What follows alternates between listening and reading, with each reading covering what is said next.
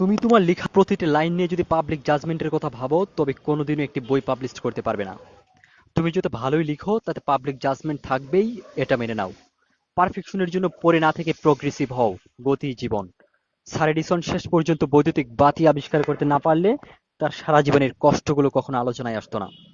Lukaku national ফুটবলে স্থান না পেলে তার জীবনের কাল অধ্যায়গুলো অজানায় থেকে যেত। লাইফে ফিনিশিং টানাটাই বড় কথা।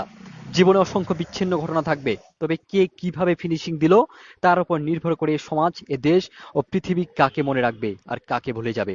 Also well that's ends well. হ্যাঁ, পৃথিবীতে কোনো ব্যক্তি পুরোপুরি পারফেক্ট হয়ে কাজে নামেনি, বরং কাজে নেমে সময় ও শ্রম দিতে দিতেই পারফেক্ট হয়েছে। Practice makes a man perfect কথাটি এমনি এমনি আসেনি। এমনটা যেন না হয় নিজের আইডিয়া নিয়ে ভাবতে ভাবতে নিজেকে আরো দক্ষ হিসেবে গড়তে গিয়ে অন্যজন তোমার একই আইডিয়া নিয়ে মাঠে নেমে পড়েছে। বি ফাস্ট অ্যান্ড বি কুল।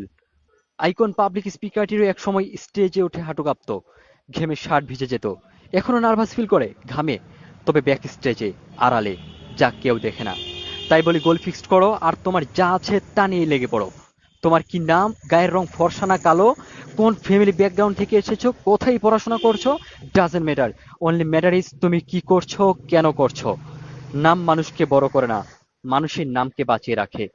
তুমি তোমার লক্ষ্য সম্পর্কে যদি ক্লিয়ার থাকো তবে লোকের কথা তোমাকে টলাতে পারবে না। লোকে পাগল বলবে, বলুক না। তুমি মুখে কিছু না বললেও তোমার ভেতর সত্তা তখন ঠিকই হেসে হেসে বলে উঠবে, হ্যাঁ আমি পাগল, আমি লক্ষ্য অর্জনে পাগল। পাগলরা ইতিহাসের অংশ হয়ে থাকে, আর এভারেজরা সেই ইতিহাস পড়ে।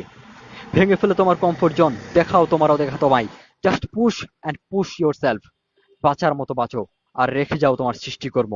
পৃথিবীকে জানান দিয়ে যাও তোমার অস্তিত্বের। দেখা হবে বিজয়ের মঞ্চে।